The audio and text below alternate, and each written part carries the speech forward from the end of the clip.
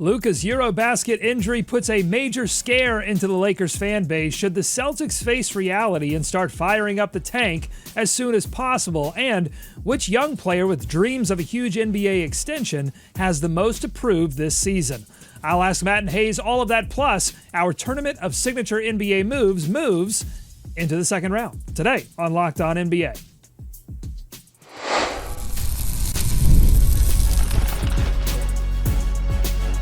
You are Locked On NBA, your daily NBA podcast. Part of the Locked On Podcast Network, your team every day.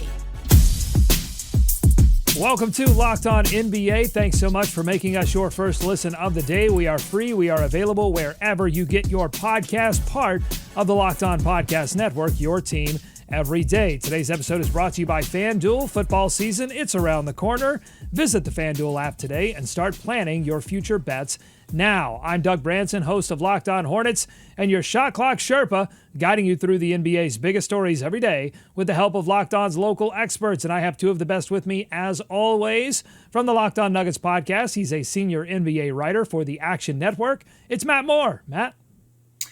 After we do our signature moves tournament, we need to do just a signature dunks tournament. We just need to do like a signature dunks tournament because I've been thinking about the East Bay Funk dunk all weekend, and just, God, what a dunk. What a dunk. That's a fantastic one. I believe LeBron's Tomahawk Jam has already been eliminated from the tournament. Unfortunately, this tournament is going to seemingly turn into, at some point, a fadeaway competition. There are I think there are 4 fadeaways in the second round. Can't accuse us of not being real hoopers. From the Locked On Bulls podcast, he's also a Bears and Bulls creator for Bleacher Report. It's Hayes. Hayes. Listen, the Bears won football yesterday. I don't care that it's preseason. You can't tell me nothing. You know how rare it is? I've talked about 10 wins in 3 years. I'm happy with this one. More meaningful preseason as it relates to the actual regular season product, NFL or NBA, Matt?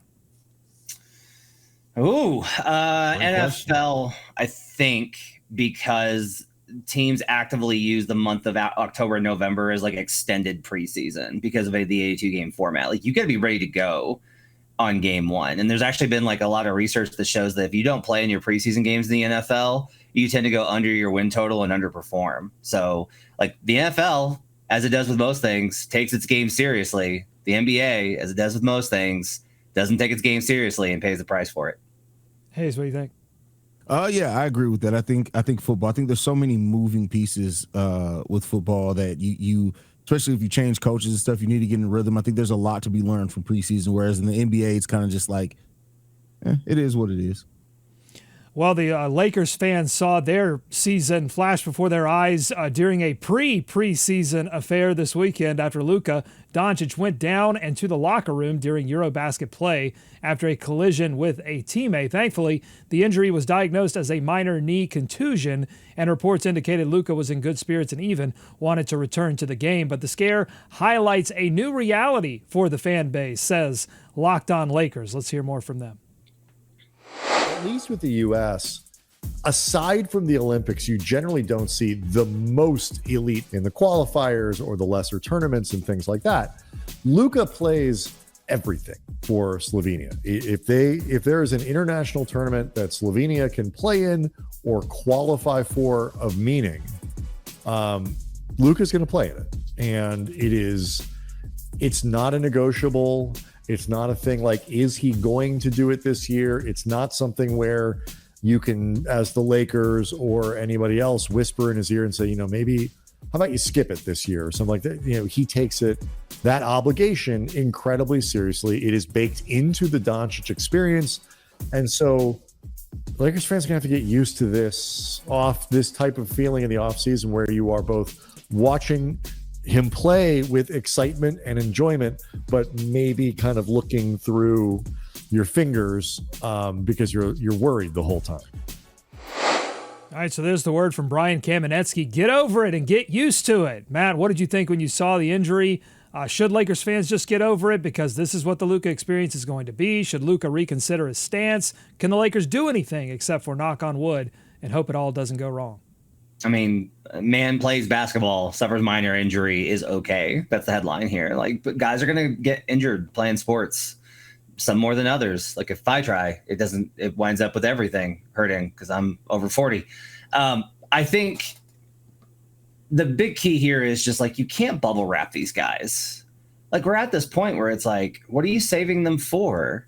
Oh, gotta be cautious with them. Oh, gotta be cautious with them. Oh, can't play in this regular season game. Gotta be cautious with them. Gotta try. Like, is the only game that it's okay for him to play in Game 7 of the finals? Is that the only game that's worth it? You're just gonna have to accept some risk here. It's just kind of part of it. He's gonna play. The international stuff is important to those international players. That comes with the territory when you sign up for an international player who is the face of a country, and that so many people are counting on him to bring their country glory on whatever stage it is. So I think it's a good thing that Luka wants to play. And if you want him to stay in shape, him playing, good way to do it. So I think that's it's just kind of the necessary evil of, playing sports. Yeah, I mean, we over here in the U.S. where we wish some of our stars took it more serious playing for us internationally at times. Like, it's something that Luke is passionate about. He's committed to, and as the Kaminsky brother said, is like it's just part of having Luke on your team. You have to do it. If you try to, I'm sure if you wanted to try to work something there, you probably could. But like, then you risk the point of alienating him from something he clearly cares a lot about. And if you're the Lakers, you just want to do that. Now, I understand it from Lakers standpoint, fan standpoint too. Of if you saw that, how nervous you could get. But listen, he's not Joel Embiid. So I think he's going to be fine in that case, and it wasn't anything serious. It was a minor dust up. He'll be perfectly fine, ready to go by training camp. He doesn't have like a massive injury history. He just has like a bunch of things that have gone on. Like he's had a calf, he's had a hamstring, he's had a wrist, he's had a shoulder, he's had a prolonged absence because he was so out of shape, awkward. But like, there's nothing that's like, he doesn't have a recurrent knee problem. It's just not kind of like that. And I'm also just like, there are things we can do to prevent injury, to lower the chances of injury, like lower the probability, but you can't make it zero. And we do this with conditioning too. I deal with this on Locked On Nuggets all the time, where fans think that Jamal Murray gets hurt because he's out of shape. And I'm like, even if that contributes a little bit to it, he could be in great shape and he would still have problems because he had major knee surgery. So his knee's going to swell up. It's just part of it. You just got to kind of live with it, I think, when it comes to being a sports fan. I wonder, though, Luka has never played on an NBA team that was like the prohibitive title favorite, right? I mean, I'm not wrong in that. So but that's what the Lakers clearly want to build. They're not that this season, but in the future, do you see a world where Luka could reevaluate his stance on international play, where the Lakers would try to exert more pressure on him if they were going into an offseason in the next season where they were prohibitive favorites? No, because I think a lot of this is the other people of his caliber, namely Nikola Jokic, but also other players that come from Europe, and especially that part of Europe, they all play. And there's going to be a standard of like, Jokic is playing, why aren't you playing? And that pride is I've learned pride is a very big part of that culture throughout the region. So I think he is probably going to continue to play at this level, and getting him to not play is going to be difficult. Yeah. If you were the prohibitive favorites, I'd probably say there's more of a chance than not, but just knowing Luka and his makeup, like I don't see you completely keeping him out of it. I don't see that happen. All right, before we move on, we have several teams already dealing with season-ending injuries to star players like Boston Celtics, we'll talk about them in a moment, and the Indiana Pacers. So exclude them from what I'm about to ask. You can't include the Dallas Mavericks because Kyrie Irving, his status, still up in the air a little bit. But Hayes, which NBA team do you think is most insulated from a prolonged but early star absence? Who's most insulated from an injury scare? So we're assuming that a star player would return to full health for a playoff run. Which team do you think is most built to contend for, let's say, a home court first-round series without that star player? Definitely the Thunder. I think the Thunder. You have to count the Thunder in there. I think if Shea went down, they still have enough, especially defensively, they could probably still win a first-round playoff series. So I'll for sure pick them. I would have last year probably said the Cavs, but the way things went last year, I don't feel safe in picking them at all. So I'll pick the Oklahoma City Thunder adamantly there. And then I'll also say, to a lesser degree, maybe the Houston Rockets, just because They just acquired KD. I think they can still, if KD went down, I think they still have enough to win the first playoff series, depending on who that team is. So those two teams I picked there. We're going to need a drop for Hayes forcing the Rockets into the conversation on a daily all basis. Season long. 365. I think there's, honestly, I think there's an argument that, I mean, you never want to see someone get injured, obviously, but that team could even maybe benefit a little bit from a little bit of a KD absence that they would have to fight through and continue to develop some of those players that need to take those shots that they didn't take in the last playoff series. Yeah, I think it's a real argument. I'd say the Charlotte Hornets, because it doesn't matter if LaMelo plays or not, they're going to be bad. Other than that, I will go with, actually, I like the Cavs, man. Donovan Mitchell is terrific, but the first half of last year, he was quiet, and they were still dominant. And then Darius Garland kind of was quiet the back half of the year, and Mitchell was great, so they were dominant. Their combination of their versatility offensively and defensively, I think, really puts them on the mark there. Now, a lot of that I think is going to be interesting with Ty Jerome no longer being there, with him being in Memphis, because he was a big part of keeping a lot of those lineups up whenever those guys had to miss time. But Cleveland would probably be the one that I would say. As long as Dean Wade plays, they have a shot, folks. It's not about the star players. All right, coming up on a Locked On NBA, mention the Celtics there. We've got some sound from John Karalis of Locked On Celtics that you won't want to miss. He did a mailbag segment, and of course, fans are asking about tanking. Should the Celtics just face facts, face reality, and tank? Hear John's response. Plus, which young players that are due for big contract extensions have the most to prove in this upcoming season? Is it Coby White of Hayes' Bulls? We'll find out on the other side. Locked On NBA.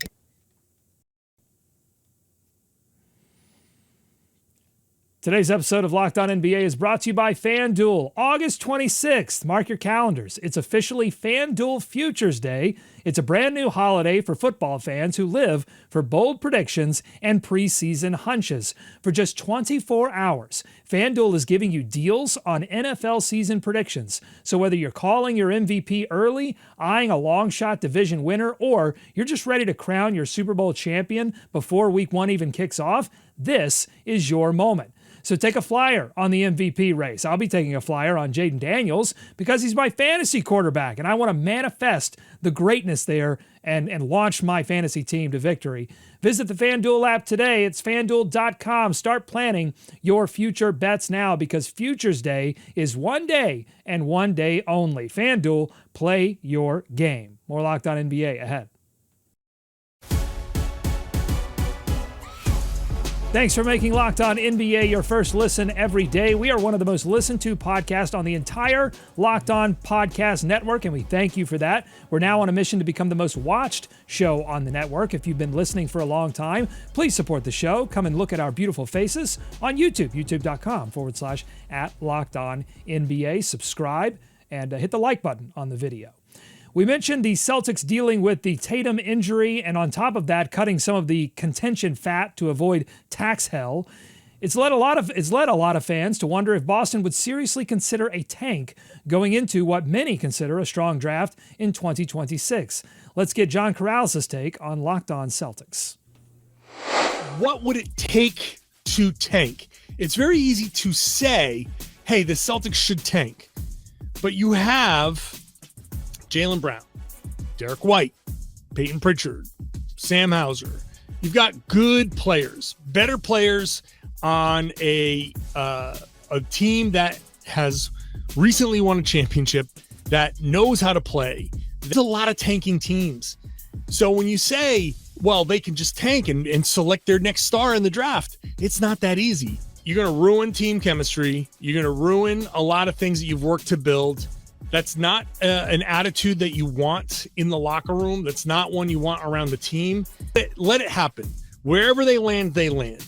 Go into a season and say, we are tanking. It's just not that easy. It's not as simple as saying we're tanking. You can't declare it like you're declaring bankruptcy, like you're Michael Scott, and being like, tanking! We're tanking!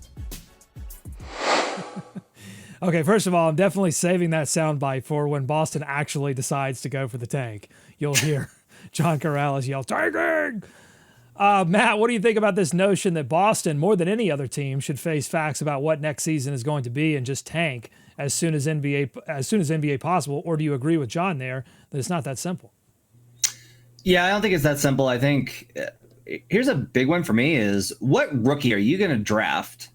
This class is coming out because there's no Victor Wembanyama. There's no Zion Williamson even that was hyped out that way, the idea of Zion, right? There's no LeBron James. What player are you going to draft that in 2025, 26, 27 rather, that in 26, 27 can be the difference in you winning the title? Like that should be your only objective. And it's not going to be. It's not going to impact your cap. It doesn't help you with that regard. There's zero advantage here, I think, for Boston because they're at a championship level. When Tatum returns, they're ready to compete for a championship with Jayson Tatum, Jaylen Brown, Derek White. That's their core. And they will work to figure out who those other guys are, and they have trade assets that they can use in pursuit of those guys. But to me, it doesn't make any sort of sense. This team is still pretty good, and I agree with John that what you don't want to do is you don't want to instill a losing culture because it's corrosive, and that leads to tensions, which can lead to guys wanting out. And now all of a sudden, everything that you built the Celtics into as far as their consistency and high level of execution from a floor perspective is gone. So no, I'm with John. I don't think they should tank. No, it makes no sense for them to tank. It'd be different if they lost Jayson Tatum or Jaylen Brown permanently, like they went to a different team. You didn't. Most of your core is still here intact. And yeah, you're going to have to reconfigure the roster around that core. But I tell you what, having Derek White, Peyton Pritchard, Jayson Tatum, Jaylen Brown, all in your building, like that is a pretty good start that most franchises would love to have. So they sit in a great place to be able to reconfigure this roster in between now, next offseason, the start of next year. So tanking shouldn't even remotely be on the table for the Celtics. And I'm one of the people that I look at the Celtics team, especially with coaching and everything in their offense. I still think that this could be a top 6 or 7 team in the Eastern Conference this year. I'm not saying that they're going to be a title contender or make it out of the second round or anything like that, but like this is still a team with some talent, especially offensive firepower. Doesn't necessarily have the defensive punch they used to, but they still got that offense. So no, tanking should not be on the table for the Celtics at all. Like if you look at the 2026 mock draft, the guys that are up top right now in the top 3, Darren Peterson, Cameron Boozer, who's a smaller power forward, Peterson's a shooting guard, small forward, AJ DeBonsa. Like those aren't players that, you think would immediately compete with Jaylen Brown or Jayson Tatum unless you thought that they were going to move on from Jaylen Brown. So they might even benefit from just being in the sort of 4 to 7 to late lottery range. There might be some players that more neatly fit with what they're trying to do. Interesting to keep watching. And I should mention that we have some new hosts of Locked On NBA Draft. The No Ceilings podcast has joined the Locked On Podcast Network. So make sure to go run, sprint, and subscribe to the Locked On NBA Draft podcast with No Ceilings. There are several promising young players due for an extension this summer or restricted free agency next summer. One of those is Jaden Ivey of the Detroit Pistons, but after a season lost to a broken fibula, Locked On Pistons host Kuka Hill says the Pistons should proceed with caution. I don't think it makes sense for the Pistons to go up to the numbers of the guys like a Jordan Poole or a Jalen Green or a Tyler Hero, where the team, or Emmanuel Quickly, where teams seem like they regret giving them that money. Stay in a range as of right now based on what that player's shown you that feels comfortable for you, that if it doesn't work out, you can still move him without having to attach multiple assets because he's viewed as a bad contract. You have to be safe. You have to be safe with this. And everything we've seen from Trajan, that he's a very patient and safe GM or president of basketball operations. So I believe $20 to $24 million is where the Pistons are at. I think that's a fair evaluation. Now, obviously, he could be better in the future, which is why it probably makes more sense for Jaden Ivey to not sign an extension this offseason. Just wait till next year, go into restricted free agency, see if he gets a pay raise, which he probably would. Hayes, we'll start with you because you and Pat had this discussion on Locked On Bulls as it regards to Coby White today, how much he should get paid. Should he get paid this summer? Should the Bulls wait? Which young player do you think has the most to prove to earn a big future payday? Is it Coby White, or is it Jaden Ivey, or is it someone else like Shaedon Sharpe or Bennedict Mathurin? No, if we're including those, I think Ben Mathurin has a lot to show if he wants a big payday for sure, and he's going to have a great opportunity to do that this season. But I'd say Jaden Ivey, not only because he's coming back from injury, but also because like Jaden Ivey isn't necessarily the most seamless fit with Cade Cunningham. Now that could work, in the Pistons' benefit is that you have somebody that can score in a different way outside of like what your offense typically likes to do. You may need a player like that can do that. You may appreciate that skill set. He's also not nearly done growing as a player, and I think he showed that a lot last year. But Jaden Ivey coming back from injury is just like a perfect storm. Kobe, for example, even with the Bulls, he's going to get paid one way or another. I mean, when you just look at objectively at where he ranks in scoring, rebounding, assists per game, and turnovers, he's in the top 10 to 12 to I think as low as 15 in just about every category for shooting guards. So Kobe's I think is going to get paid regardless. But Ivey and Ben Mathurin, they have a lot to prove. And I'm looking at Ben Mathurin. I love Ben Mathurin's attitude. I like his demeanor that he has about basketball. But I think he's going to have a greater opportunity because of the lack of Halliburton to prove that. Whereas Ivey, that Pistons team is going to be good. So he's going to not only on a good team going to have to show that he's grown, that he's grown, but also coming back from that injury is going to be really important for him too. I would so much rather have Jaden Ivey than Coby White. Like the degree is just wildly, even at the same numbers. I think Jaden Ivey is going to be a star. 18, 4, and 4 last year on great shooting splits from the perimeter. Needs to improve on the inside, but great assist numbers and assist percentage given his opportunity. And that was in less than 30 minutes a game before the injury. Like Jaden is going to be awesome. He looked great with them last year. I don't understand the reluctance outside of the CBA. Now, we talked about a little bit of this on Locked On Nuggets with Peyton Watson, who's a much lesser player, not in this caliber. And the point I kind of made is like, look, you kind of have to squeeze these guys. If you have an opportunity based off where the CBA is, you need to squeeze them. For me, I'm in a different spot because I think like, look, I think Jaden Ivey can be your core going forward. Like I think you lock those guys in because I think you risk a lot. If you go into the season with, well, yeah, we'll see what Jaden does this year. And then Ivey comes out and is like, yeah, no, he looks like he could be a number one starting point guard, like a number two option, a number one option on a bad team, those kind of things. I think there's real risk there. If we're talking about who has the most to prove, I mean, it's Jonathan Kuminga. Come on. Like, he's still of this question mark. There's conversations about who he wants to get paid like, and it's ridiculous, the guys that he's looking to get paid like, given what he's accomplished and his inability to stay in the rotation. So he's got, I think, the most to prove. But if I'm the Pistons, I would want to lock up Ivey because even though I think you should squeeze the restricted free agency, or free agents, by the way, restricted free agency is immoral, unethical, and should be removed. But if you've got to do it, if that's the system, you need to squeeze them. Ivey's the type of player I would want to invest in long term and get ahead of his growth curve because I have that much confidence he's going to be great. All right, I want to continue this discussion. Coming up, which one of these players do you think will have the most impact on their team's win-loss record with a great contract year, assuming they don't get an extension done over the summer? That's coming up. Plus, our tournament of moves, our tournament to decide the best signature move in NBA history continues into the second round. We've got YouTube voting. We've got Kareem Skyhook. We've got Hakeem's Dream Shake. Let's see if they avoid the second round upset. That's on the other side. Locked on NBA.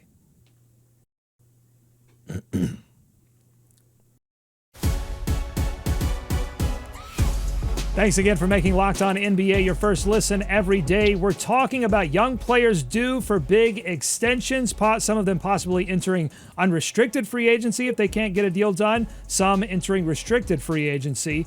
But Coby White, Jaden Ivey, Bennedict Mathurin, that's where the conversation so far has gravitated towards. Which one of these young players, Matt, do you think will have the most impact on their team's win-loss record, assuming they just go into this with a great contract year mentality? Shaedon Sharpe, I think, is a pretty good question there. Because, I mean, if they're able to get a major bump offensively from Shaedon, then all of a sudden the Blazers are looking like a fringe playoff team and a team that's very dangerous in terms of an upset potential in the Western Conference. So he's a good candidate. Mathurin, I'm with Hayes, is probably in a really good spot there. Like if Mathurin comes out and is like, finally, and he just goes out and just starts gunning like he did that rookie year, but with way better talent around him, now all of a sudden it's like, hey, the Pacers still are really well coached. They've still got Siakam, they've got Nembhard, they've got Nesmith, and now Mathurin is like a 30 points per game scorer per night. That's what he's capable of. And to me, that puts them at a much higher level, even if it's going to be very different and complicates things with Halliburton. So I think Mathurin for sure in the Eastern Conference could cause some disruption. Yeah, I'm going to agree with Matt there. It's Mathurin. Mathurin, he's not only has the opportunity to do it, like I said earlier, with Halliburton being down and kind of just the state of that Pacers team, kind of just in general being let's see what happens season. And already the fact that Rick Carlos can't come out and said that Ben Mathurin will be starting, I think also gives a vote of confidence that they also want to see what Mathurin can do to make a leap this season. And if he does, and the Pacers don't have necessarily the highest expectations this year, but if you come out of this season with Ben Mathurin looking like he's a star, on top of, because I don't think the Pacers are going to win a whole lot, a lottery pick, and you're getting Halliburton back on top of that, that to me is you've made the most out of what you could with Halliburton being down this season. If that ends up being the kind of perfect storm of everything you get. So my vote would be to Ben Mathurin here.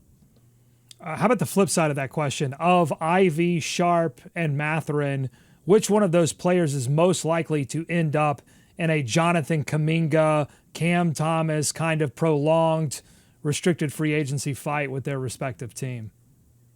As much as it shouldn't be, I think Jaden Ivey. It shouldn't be, but I think it has a chance to be Jaden Ivey there. Why? I think it's Jaden Ivey's I agree. Jaden Ivey's good. It's not a question. I get it that, in 2023-24 season, there was some doubt around how good he was, but I think that's because he had a coach that didn't believe him. As soon as you kind of let Jaden Ivey do him and play to his best strengths, you saw that he's a bucket. He's a good player. He's an active player. You can bet on him to get you a certain level. I think that where the Pistons are, you don't want to lose talent if you don't need to. And so, but because of that, I can see it playing out like a Coby White. I'm sorry, like a Josh Giddey, like a Jonathan Kuminga, to where that difference in how Jaden and his representation see the value versus what the Pistons are willing to pay could offer a pretty big gap there potentially, and that's where I think he may be the most likely. I kind of wonder if Coby White is in this discussion. He's not restricted. He's unrestricted at the end of the year. Yeah. Fair enough.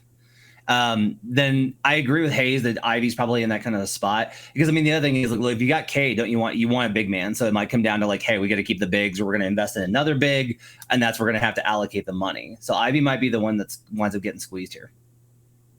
Yeah, and you wonder too if Detroit, after everything, is going to feel like, and this is a little bit similar to the Kuminga situation, where has the team moved on past, the Jaden Ivey impact, in the same way that it felt like that the team in Golden State had moved beyond working Kuminga into that lineup. And then a lot of people, wondering, Shaedon Sharpe, can he put it all together? And is that going to be another situation? So a lot of interesting names there. Let us know what you think on YouTube, youtube.com/@LockedOnNBA. We move now into our tournament of moves. We've been doing this for over a week now. We've let the YouTube vote go. And this is our tournament to decide the best signature move in NBA history. We are now into the second round, and we go with the 1 versus 8 seed, 1 versus 9 seed. We'll start Kareem Skyhook versus the 9 seed, Steph's relocation 3. The YouTube vote went 80-20 in favor of the Skyhook, but Matt and Hayes each get a vote to see who they want to send on into the next round. Matt, we'll start with you. Kareem Skyhook or Steph's relocation 3? I really wanted to submarine the Skyhook here because I do think it's a little overrated. I just can't get there. Part of it's we honestly probably should have just packaged Steph's pull-up 3 or some sort of combination. It's hard because Steph does do catch and shoot, and he does pull-up 3s, and so you can't consider them one move together. You can't just say Steph's 3-pointer is a signature move. That we can't do that. If we did, I would have Steph going over the Skyhook here. I just think it's a more impactful. It causes defenses to absolutely freak out. And I do think that a lot of how the Skyhook was defended was a product of the time and a lack of ingenuity. But I can't get there. I will reluctantly. This is the high seed that barely gets by the 8 seed in the tournament. That was way closer than it should have been for Duke. Skyhook goes over. All right, Matt sends the Skyhook over. Hayes, should the vote have been closer? It was 80-20. Should it have been even wider? Should it have been 90-10? No, I think the vote's fair as far as it being 80-20, but the Skyhook definitely goes over. There's no question about it. When you think about signature moves, if somebody asks you signature moves, that's probably one of the first 2 to 3 that come up, no matter what your age range is. I think people just know the Skyhook. And so if we're talking about signature moves, it's hard to put in that anything over that, to be honest with you. And can't wait to see. I haven't looked at the brackets, what it'll be up against next, depending on what wins. But Kareem Skyhook handily wins here for me. I'll take a look at that in a moment. I think we had this conversation the last time we talked about the Skyhook. Why haven't more players replicated it over the many decades since Kareem. I mean, even when Kareem was playing, but since post-retirement as well. And I did stumble upon an interview with Byron Scott on the All the Smoke podcast. And Byron said that, when he was coaching, he would ask different players, like, why won't you adopt this, particularly guys that were developing bigs with crazy long wingspans? And Byron Scott said it was pretty simple. It wasn't a cool looking move. No one wanted to do it because it didn't look cool. I saw that clip and couldn't believe it. And I was like, you look unstoppable. You look like a god among men doing it. You're paying homage to the greatest scorer of all time before LeBron came along. Come on. Could you imagine if Wemby adopted the skyhook? Oh, God. I mean, that's the number one candidate, right? I mean, yeah. Man. Yeah.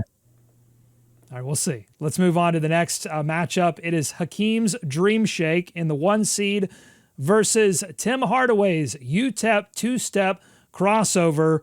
This one was even wider of a vote. YouTube going 90-10 in favor of the Dream Shake. Hayes, do you want to make any kind of steel man argument for Tim Hardaway's UTEP two-step to hang on here, or are you going Dream Shake? I mean, so it's funny because I wanted to try to really come up with a reason why the UTEP two-step should go over here. I just think it's just such a cool move. Like, I'm sorry, it's just cool. Like, it's just such a good move to watch. Like, and that's what made me want to put it over. But I mean, if you're talking about effectiveness, if you're talking about which one's more iconic, when you're talking about all that, it has to go to the Dream Shake, right? But like, I really wanted to make a case. I wanted to come here. I wanted to vote for the UTEP two-step. I can't get there. The Dream Shake is just so good and it's so iconic too. But man, the UTEP two-step is just cool. It's just cool. But I'll go Dream Shake here. I'm livid that this is the matchup. I'm livid. And I'll say this. This is what's cool about this process is that going back and refreshing myself, because it's like, oh, yeah, Hardaway had a great crossover. Like, I would have said that. Everybody knows that. But, like, going back and watching it as much as I did for this exercise, I was like, God, this is maybe the best crossover in NBA history. Like, I might like this one more than Iverson's. I might like this one more than Kyrie's. This was an absolutely insane crossover that he was able to get to in full transition. This move goes over any other move in this tournament for me except the Dream Shake. It cannot go over the Dream Shake. The Dream Shake was, he got his signature moment with this signature move for Hakeem was he got the MVP, one of the greatest shot blockers in NBA history, and made him look silly with it. It worked on everybody.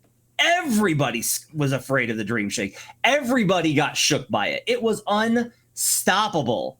And he had such a combination of size, strength, speed, shift, pivot, and the ability to hit the off-balance shot. Dream Shake goes over here, but man, am I mad that we're losing the two-step. Because, God, that crossover was unbelievably good. Yeah, like, for example, if this was up against Magic's no-look pass in this round, I would have gone UTEP two-step over easily. All right, so Kareem's skyhook right now looks like it could march into the final in the barbecue chicken region. There's not a lot of competition there. I'm telling you right now, when we get to that round, I'm going to the mattresses to get skyhook up out of here. Okay. In the deep bag region, Hakeem, he's got a lot more competition. He would move on and face LeBron's chase down block or Kobe's baseline fade. We'll have more on that matchup coming up. But there, if you want to see the full bracket breakdown, you can go to our YouTube page, youtube.com/@LockedOnNBA. Head over to the post section. I will just finally add on the Hakeem Dream Shake.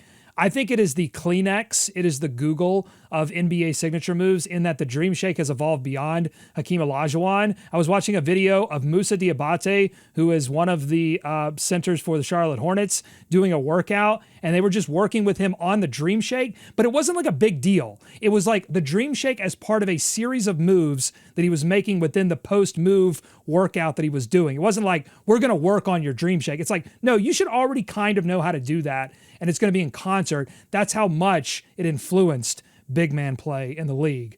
So I will advocate for Dream Shake to continue to move on. I don't have a vote, but I will continue to advocate for it. You do have a vote. You can go to our YouTube page right now, go to the post section, and vote on the remainder of the matchups that we will be talking about all week long. If you like what you heard today, subscribe to Locked On NBA wherever you get podcasts, including YouTube. Thanks to Matt and Hayes for their expertise every day. Thank you for making Locked On NBA your first listen. Until next time, be kind to each other, and we'll see you right back here tomorrow on Locked On NBA.